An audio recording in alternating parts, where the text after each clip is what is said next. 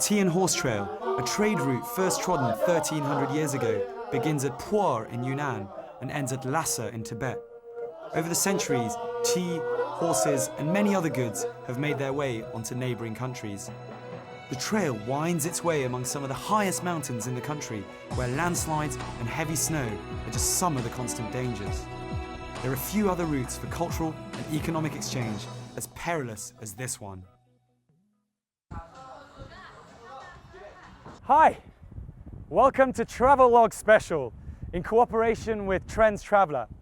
I'm Marc, and over the next 10 days, we're going to take you on what is arguably one of the most notoriously high, adventurous, and perilous journeys known to man, namely the Chama Gudao. This is the Tian Horse Trail, which was established over 1,000 years ago. I'm here in Shuhe, which is our first stop, and we're going to go from Lijiang all the way up through to Tibet. I can promise you that on this trip, you're going to have adventure, mystery, and hopefully a hell of a lot more. See you later. Our exploration of the Tian Horse Trail begins with the Qinglong Bridge, the symbol of Shuhe. Built 600 years ago, it's the oldest bridge in the whole region. It's also a fine place just to sit and watch the world go by. Shuhe is a peaceful place where time doesn't just stand still, it actually seems to be flowing slowly backwards. A crystal clear waterway zigzags across it and disappears among a cluster of ancient buildings. When you see how beautifully preserved the place is, it's hardly any wonder that Shuhe has been included by UNESCO on its World Heritage List. The leisurely pace of life creates a unique sense this is somewhere that time forgot. This part of Yunnan is home to the Nasi people. One of the many interesting things about the Nasi is their women, who are known to be hardworking and resilient. As the sixth stop on the Tian Horse Trail, the men of Shuhe would often be away on the trail, which we can still see today. Check out this cool shop. Wow. Now how old is that? That actually looks like something that the Chama Gudao might have had and put their tea in or something. So maybe this shop has got more stuff. Let's have a look, let's have a look.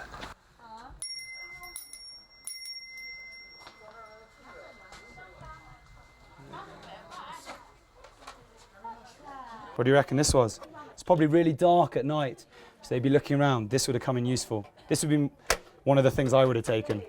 Good choice. A title you hear mentioned a lot here is Ma Guotou, the head of a caravan. He has to be both strong in character and in body if he's to manage a caravan along this long and arduous journey. Often, he'd use his own horses to carry the merchant's goods.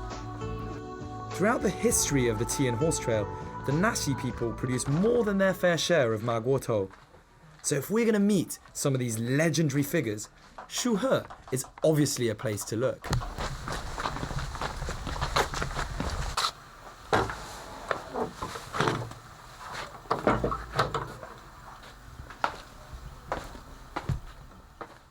These walls really look very, very worn out. It's quite something. Can't believe there's not really much space for the horses here. Oh, bit of a new door there, so they've had a bit of renovation, haven't they? Let's go check out the rest of the house.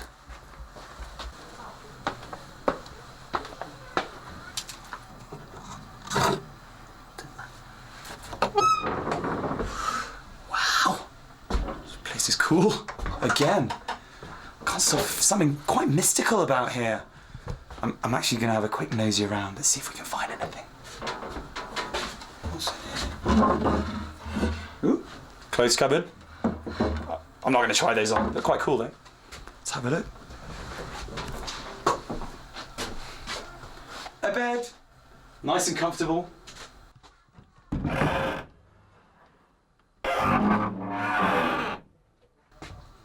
Wow. Look at the full moon. And guess what? Today's the full moon festival. Amazing.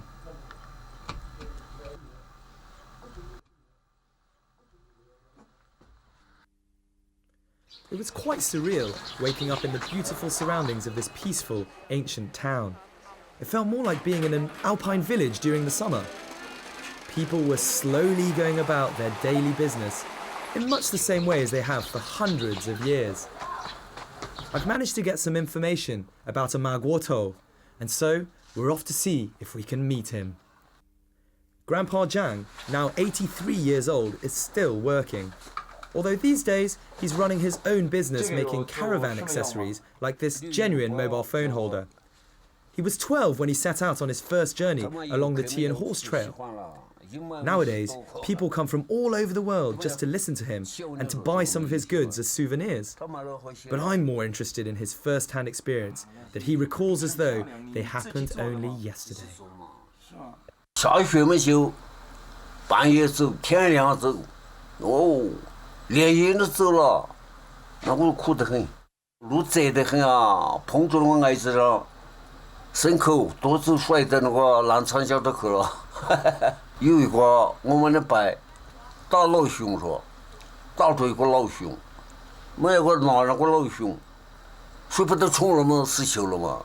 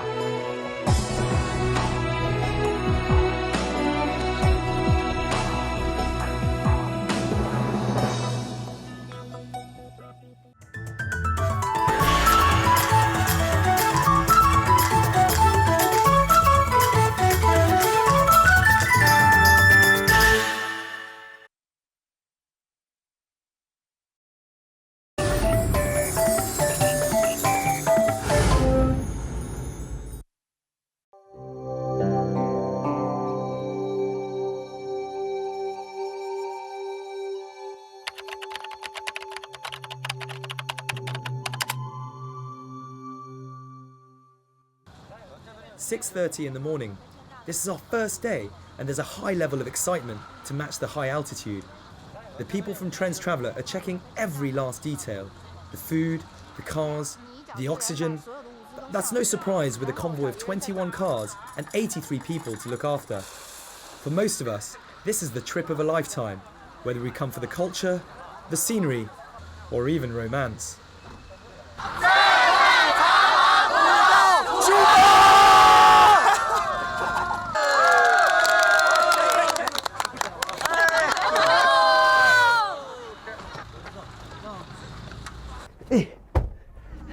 Bye-bye, Lijiang.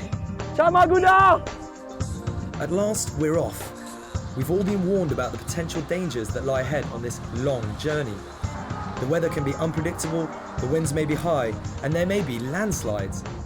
Let's not forget, there is always the possibility of succumbing to altitude sickness. It all adds to the excitement and even the fear. But surely there can't be anything to worry about at our destination today, Shangri-La, which I only know from James Hilton's famous book, Lost Horizon. According to Tibetan Buddhist scriptures, a Shangri-La is a place where human beings, animals, and nature live in perfect harmony. And this is a pretty fair description of the Shangri-La as it appears in James Hilton's book. Ever since the early years of last century, Shangri-La has been an important business and transportation hub on the Tian Horse Trail. Culturally speaking, most people here are Tibetan Buddhists. In a place blessed by Mother Nature, where the scenery is so incredibly beautiful, Tibetan and Yi people have had no trouble making a happy home for themselves.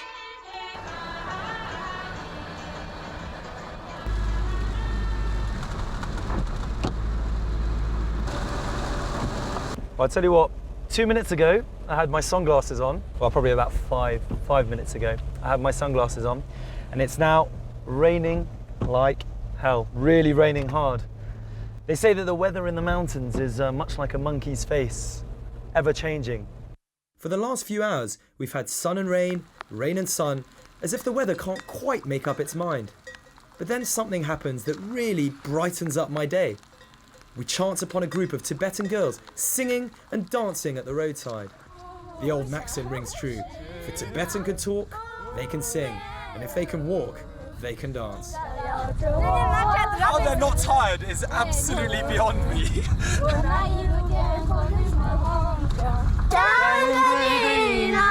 I know that bit, Shangri-La.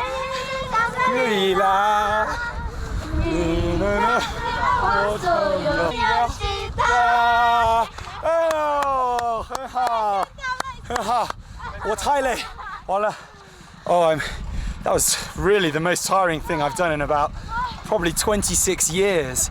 And none of them, they don't even look tired. They didn't even look tired. Look at me, I'm getting old.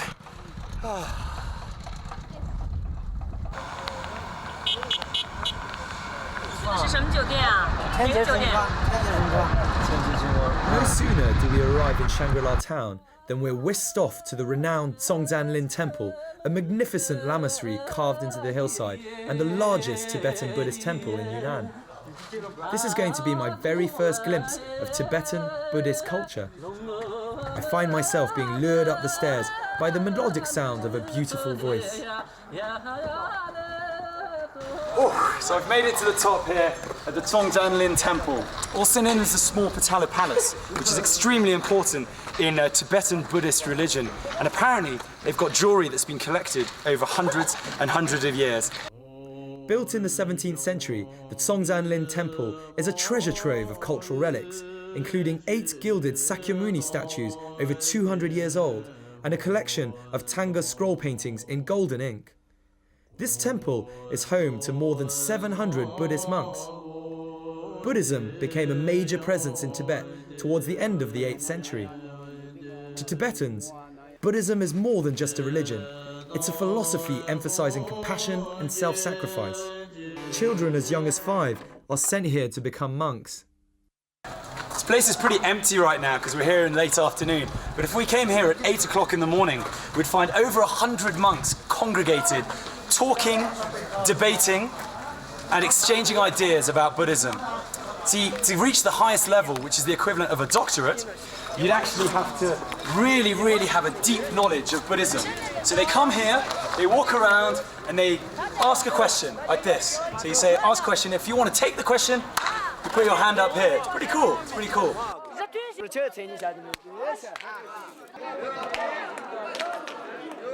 Ooh, this looks like somewhere that... here we go. All money buy me home. Tibetan saying to bring me peace and good luck. And so I'm going to put a bit of money in here and hope that Buddha brings me good luck too.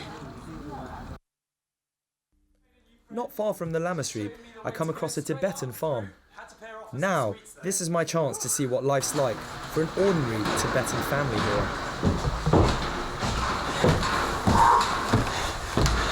Time for some butter tea.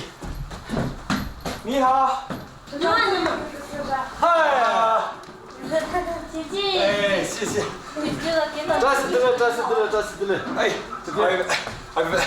你好，你好，你好。来，在那边坐吗？在这边。I've very kindly been invited into a Tibetan house. We're still in Shangri-La, but I was feeling a bit cold outside, so saw the fire coming out of the top. Thought, come in here and try the famous buttered tea milk. Buttered milk tea even. Sorry, try that. 我说什么？酥油茶，酥油茶，酥油茶，这么说。酥油茶，酥油茶。酥油茶。 Give it a go. Oh, that's warm and probably something you should come and try yourself. It's got a very specific flavour. 谢谢谢谢。你也有吗？这是的嘞，加西德勒。哎呀。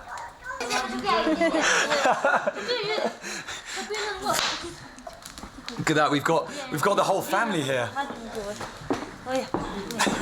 They're all going to teach me how to do this. 1400 or so years ago, Tibetans got into the habit of drinking black pu'er tea. It quickly caught on because they found it helped digest the meat and milk that constituted what was a pretty heavy diet. They often mixed the fermented pu'er tea leaves with yak butter, creating a salty, rich liquid. So now we know one reason for the popularity of the tea and horse trail: the Tibetans' thirst for tea. The father tells me he drinks on average 6 or 7 cups a day. It takes as you can see, a lot of effort just to make that little cup of tea over there, so I'm going to probably have to drink a bit more, which is fine because I made it myself. 现在我 现在倒在这里。哦，这个呢？意思这。 I don't think I'll ever forget the generous and heartwarming welcome I received from the Tibetan family. The whole family lived together on the farm and raise cattle and grow barley. I discovered later, though, that the father himself worked on the tea and horse trail years ago. In fact, most of the older men in these parts have earned a living in one way or another from the trade route. I'm delighted to have had an actual taste of Tibetan culture.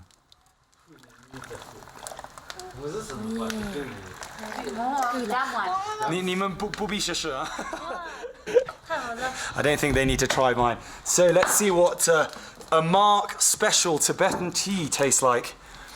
Come on, Marc, you can do this. Yeah. Little less butter. Still very. It does actually want. Second time round, I was being a bit unfair over there. Cheers. We're in the Shangri-La outdoors, surrounded by animals. I really don't feel like I'm in China. I feel like maybe this is Germany or Switzerland or something. I've made a lot of good new friends today, so we're very good. Sad to see them leave, huh? Let's go, let's go.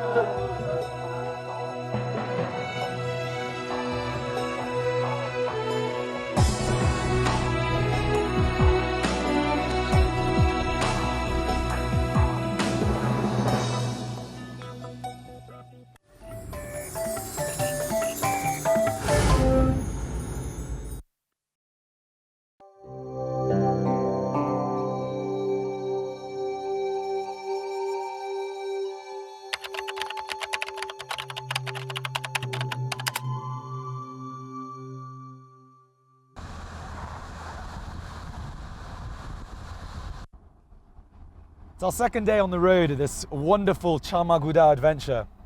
We've already had a few casualties, unfortunately, last night due to the altitude. 4 people apparently have been starting to feel slightly ill. And in these circumstances, we need to slow them up straight away and they need to rest. But we've headed on, had a good bit of breakfast all morning, and now winding through the hills in what seems to be actually, we're about over 3,500 meters high. And feels like we're heading up towards the clouds. Today, our first stop is the Napa High Nature Reserve, the largest area of grassland in the region.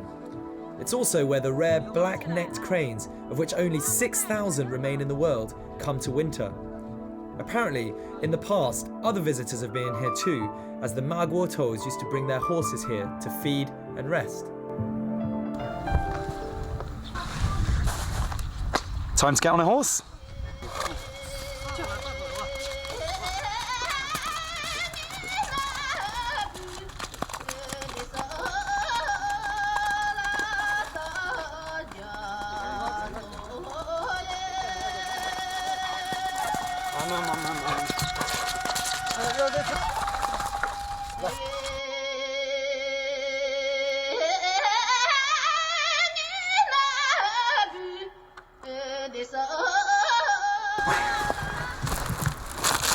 Stuff like this really annoys me. We're in a place of immense beauty. I mean, immense beauty. And it's not like they get people around here coming to clean up every week. So we really should be careful about throwing stuff. But that said, have a look at where we are. Just look at this. It is absolutely breathtaking. And not just because we're at 4,250 meters, because obviously that does take away the breath as well, but just the sheer beauty of it. I just spent the last 30 minutes just taking pictures and using my video camera. It's amazing. I guess we all have our own idea of what paradise is like. but I'm sure few people would disagree that there's something quite enchanting about the tranquility and untouched beauty here.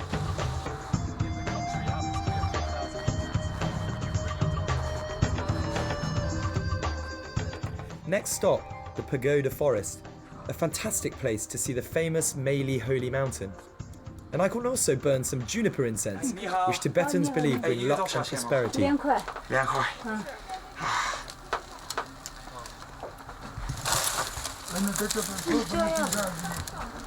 So, what I actually do is I put the leaves in here and make a wish.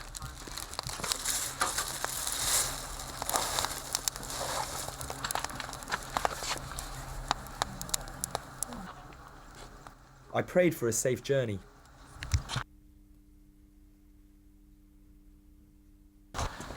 Whew. So I'm here in this wonderful little sort of tower on the edge of a mountain that's filled with Buddhist scriptures that are put up here essentially to bring luck to travellers so that the wind passes through and brings luck. And over there we can see the Meili Mountains. Everywhere you go in Tibetan inhabited areas, you'll see the bright prayer flags. The 5 colours correspond to different elements: earth, water, fire, cloud and sky. As someone with a fascination with borders, Lijiang was for me a great place to come. There's Sichuan to the east, Tibet to the west, and Myanmar to the southwest. There's plenty of atmosphere, mainly thanks to the busy main road that dissects it. Lijiang was probably best known for its many inns, where weary Magua toes could take some well-deserved rest. Although a dozen ethnic groups call Lijiang home, the county is 80% Tibetan, which creates a real cultural melting pot. Over 1,000 years ago, the area was one of the main hubs of activity on the tea and horse trail.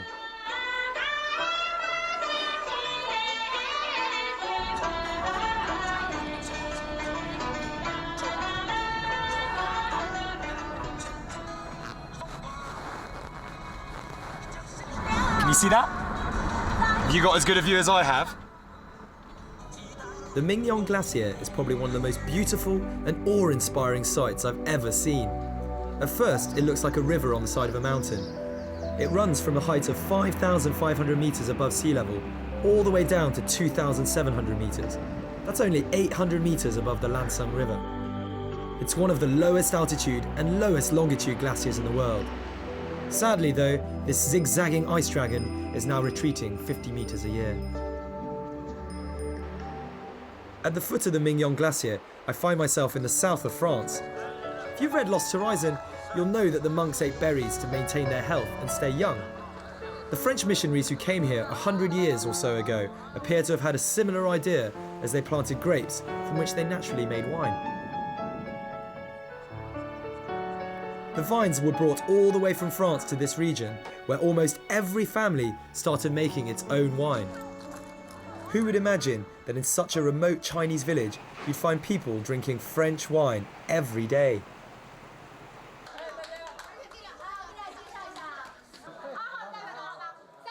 There are 5 major activities planned for the whole group during our tea and horse trail adventure.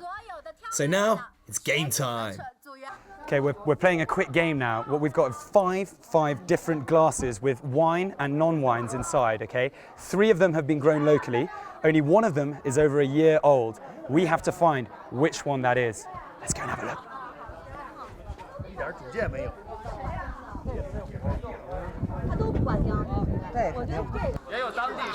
The group are taking their tasting very seriously, although some of the tasting methods do seem a little unorthodox. And the more they drink, the more confused they become.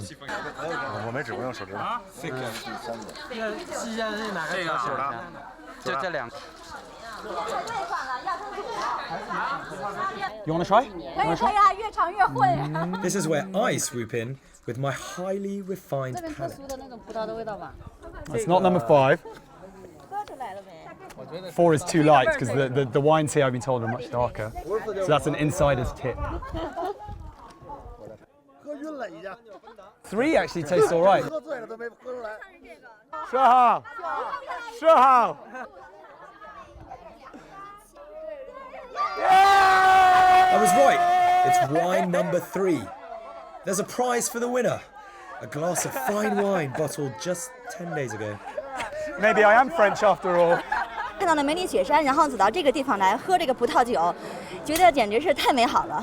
云彩离我都很近，好像是在云彩里喝酒的感觉。这边的酒有一股古朴的感觉，特别淳朴，就像这边的人民一样。Everything is different, and the wine is different, really different. You want to try? Come here. The Meili Holy Mountain has 13 peaks that are over 6,000 meters. The highest is Kawa Gerbor, which means the god of the snow mountain. Legend has it that the peak is the incarnation of a Tibetan god who helped drive away an evil spirit. Kawa Gerbor remains unconquered to this day, but at least we were lucky enough to see the top.